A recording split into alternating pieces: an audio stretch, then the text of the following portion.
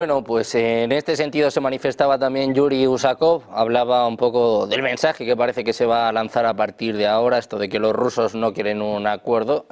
Usakov, a la espera de escuchar a Vladimir Putin, lo que decía es que quieren un acuerdo, pero a largo plazo y con garantías, ¿no? Como dice la parte rusa, pues teniendo en cuenta las realidades sobre el terreno. En este sentido también se han filtrado pues un poco cuáles son las condiciones, cuáles son las exigencias de Vladimir Putin. Se habla de la no presencia de tropas extranjeras en Ucrania, se habla de la neutralidad de Ucrania, es decir, que no pueda entrar en la OTAN, del reconocimiento de los territorios ya conquistados, las 4 regiones y Crimea. Claro, es un poco esto lo que se está dirimiendo, Aníbal, es lo que se está negociando. Dentro de esto, ¿cuánto va a poder ceder Vladimir Putin? Si es que va a poder ceder algo, porque decías tú antes, Rusia está en una posición de fuerza. Se entiende que los que tienen que ceder en este caso tienen que ser los demás, ¿no? Sí, tenemos que entender, tenemos que entender que el señor Zelensky, primeramente, prácticamente es un intermediario del Reino Unido. Los que toman las decisiones sobre Ucrania no es Zelensky, es Reino Unido, junto con Francia. Eso es un hecho. Aquí las decisiones no las está tomando Zelensky. Esa es la presión que tiene Zelensky, porque está en juego también lo poco que le queda en el gobierno y también, en cierta forma, su futuro, su vida en el futuro.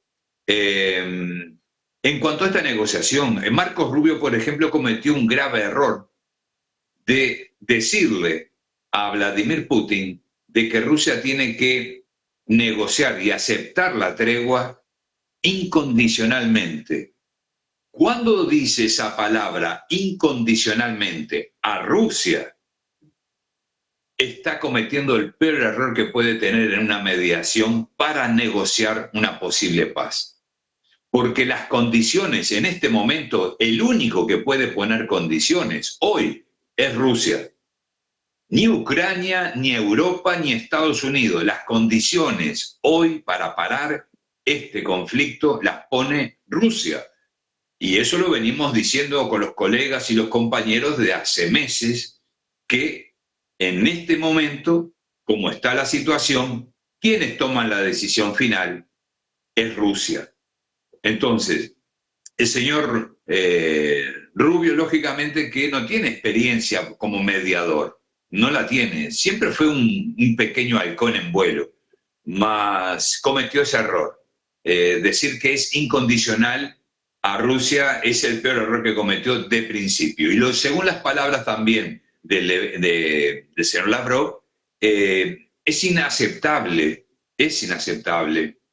eh, aceptar una pequeña tregua de 30 días que no lleva a nada absolutamente, porque si ustedes recuerdan, las negociaciones que se encararon en marzo del 2022, que no fueron aceptadas por Ucrania por orden de Boris Johnson en aquella época, no se detuvo la guerra, no pidieron una tregua para negociar en aquel momento. Nadie habló de una tregua, de parar, no, no, no, nadie paró. Entonces, hoy se nota a las claras que Reino Unido es el que está exigiendo ese cese al fuego por conveniencia, pero no es por la paz, lamentablemente, Sergio, no es por la paz, eso lo tenemos bien claro. Y lo dijimos antes, el tema de las tropas dentro de Ucrania no va a ser, no va a ser, no se, eso no va a llegar nunca a ser posible, porque sería, como lo dije una vez, un caballo de Troya de Europa dentro de Ucrania. No nos olvidemos que el Reino Unido tiene grandes intereses en Odessa, mucho interés en Odessa. Y Odessa, como yo te dije no hace mucho tiempo, Sergio, en tu programa y en tus entrevistas, que Rusia, cuando termine con la parte de Kursk y Sumi, va a mirar hacia el oeste y va a ir por Odessa. Eso es un hecho.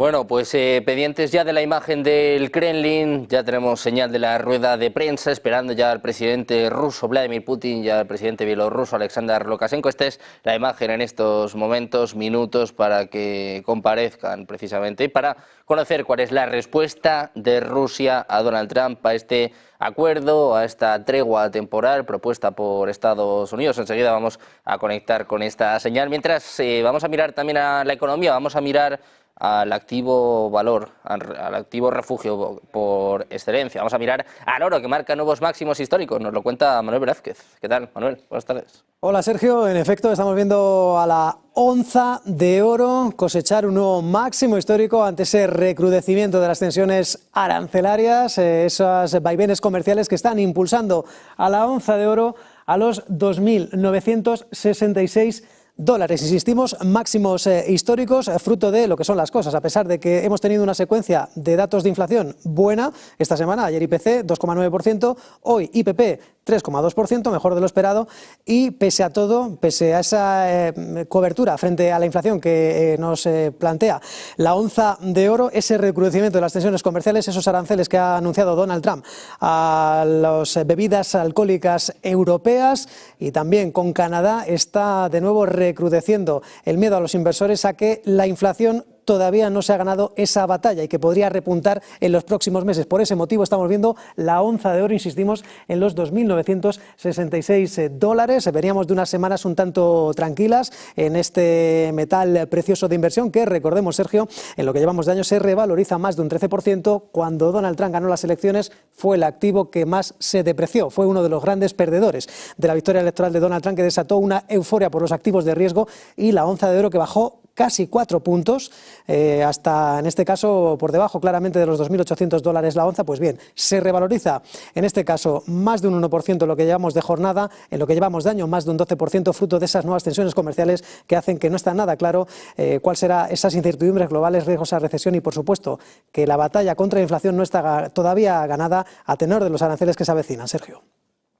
Bueno, pues mirando al oro, muchas gracias por esta última hora, Manuel. Vamos a seguir mirando precisamente a noticias en lo que concierne al acuerdo entre Ucrania y Estados Unidos. Hay nueva reacción por parte del Kremlin. De nuevo, Yuri Usakov decía que la tregua temporal no tenía sentido para Rusia en un momento, parece, de tensión entre Rusia y Estados Unidos. Se hablaba mucho, se especulaba sobre una llamada hoy mismo entre Donald Trump y Vladimir Putin.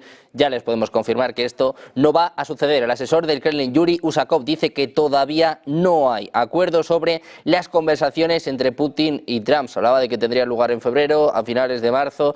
Van pasando los días, de momento no hay acuerdo para estas conversaciones. Dice además que no se espera una llamada entre Putin y Trump en el día de hoy. Muy pendientes de las palabras del presidente ruso a punto de comparecer. Adrián, quiero saber también tu opinión, tu valoración sobre estas exigencias, que no haya tropas en Ucrania, que Ucrania no sea de la OTAN, no se una nunca a la OTAN y que se reconozca internacionalmente los territorios ya conquistados. ¿Crees que Putin se puede mover de estas líneas principales?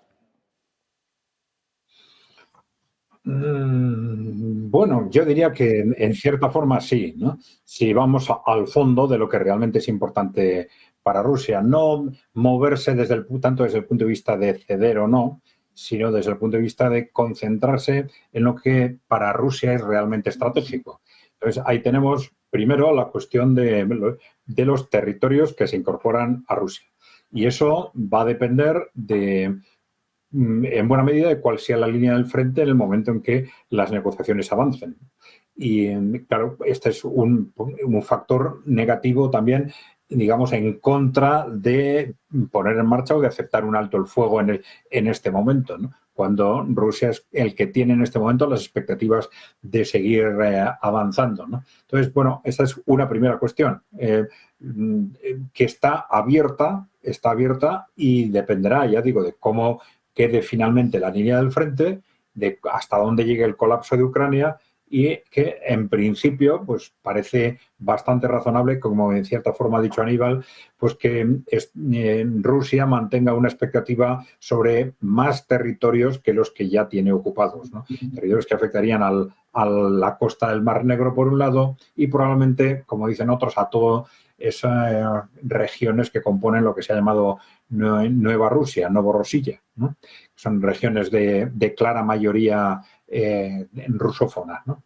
Bueno, eso por un lado, pero por otro lado, Rusia no puede admitir que lo que queda más allá de lo que va a ser territorio ruso, pues siga siendo, digamos, un territorio belicista, rusófobo y al servicio de las estrategias belicistas de la OTAN. Entonces, Rusia va a pelear por este concepto, pero yo no tengo muy claro que esto quiera decir simplemente o esté relacionado con un compromiso de entrar o de no entrar en la OTAN, porque nadie sabe lo que va a ser la OTAN dentro de unos años, ¿no?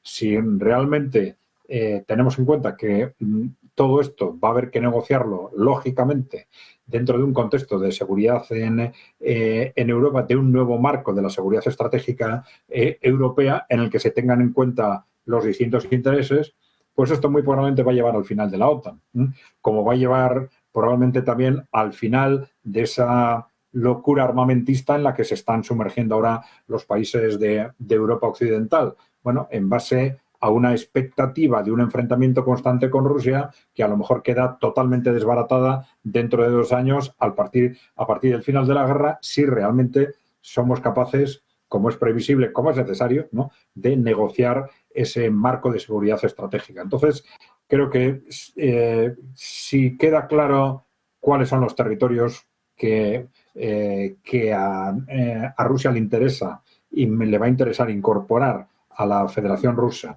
cuál va a ser la configuración institucional interna del resto de Ucrania, no tanto que se asuman compromisos formales de entrar o no entrar en una u otra organización, en la OTAN o en la Unión Europea, que son compromisos que se pueden romper, sino la propia configuración institucional interna de Ucrania, que no sea una Ucrania mirando necesariamente al oeste o una Ucrania rusófoba, sino que echando marcha atrás en el tiempo, pues se recuperen posiciones más equilibradas de ese territorio ucraniano y que mire con naturalidad también al este, como hace Bielorrusia, por ejemplo, ¿no? Entonces, yo creo que estos son los puntos claves.